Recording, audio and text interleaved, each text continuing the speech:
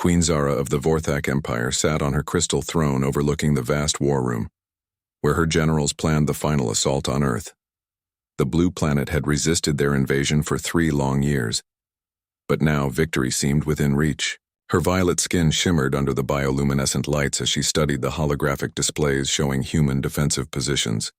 General Lixa approached the throne, her silver armor reflecting the ambient glow. "My queen, we have captured several human prisoners during the last battle. One of them claims to be a high-ranking officer." "Bring him forward," Zara commanded, her voice echoing through the chamber. She had interrogated many humans before, finding their species both fascinating and frustrating in their stubborn refusal to surrender. 2 guards escorted a tall human male into the throne room. His uniform was torn and bloodied, but he walked with his head held high, refusing to show weakness before his captors. Zara studied him with interest. Noting the determined look in his brown eyes, the human stood before her throne, silent and defiant. Despite his injuries, Zara leaned forward, her long fingers gripping the armrests of her throne. "What is your name, soldier?" she asked in perfect English. Learned from years of studying their transmissions, the human met her gaze directly. "Lieutenant Commander Ryan Kelly, United States Space Force, serial number 7498. He replied. The reaction was immediate and shocking.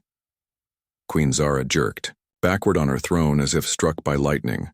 Her violet eyes widened in disbelief and something that looked like fear. The entire war room fell silent as every alien present turned to stare at their suddenly shaken ruler. "Ryan Kelly," Zara whispered, the name barely audible. "You said Ryan Kelly, that's correct?" The human replied, confused by her reaction. General Lixa stepped closer, concern written across her angular features. "My queen, do you know this human?" Zara slowly rose from her throne. Her legs trembling slightly, she descended the steps toward Ryan, her movements careful and measured as if approaching something dangerous.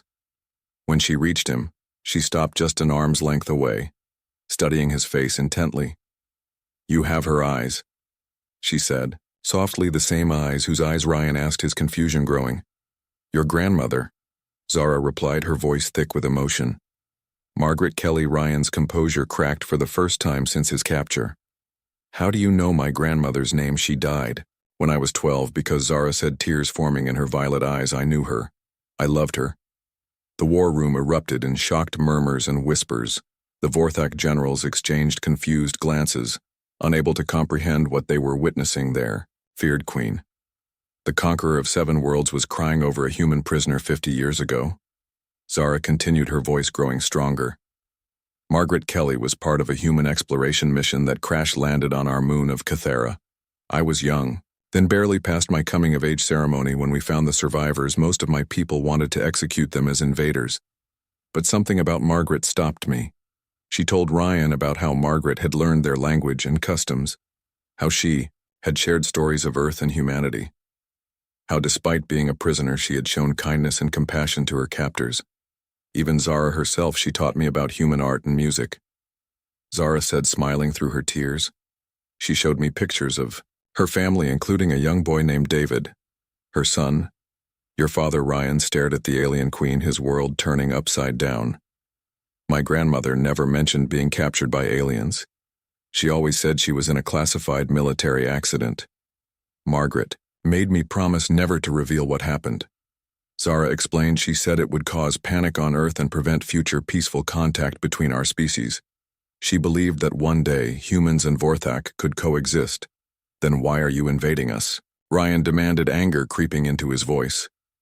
Zara's expression grew pained after Margaret returned to Earth. "I waited, hoped that our species would meet again in peace.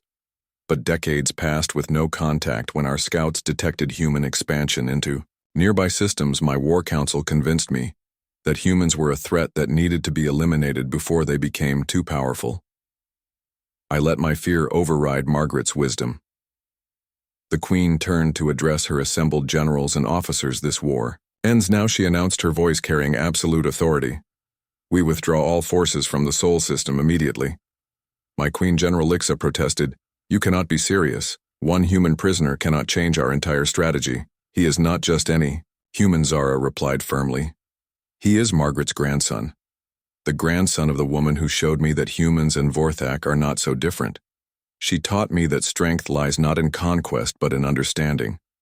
Margaret Kelly saved my life once when assassins tried to kill me.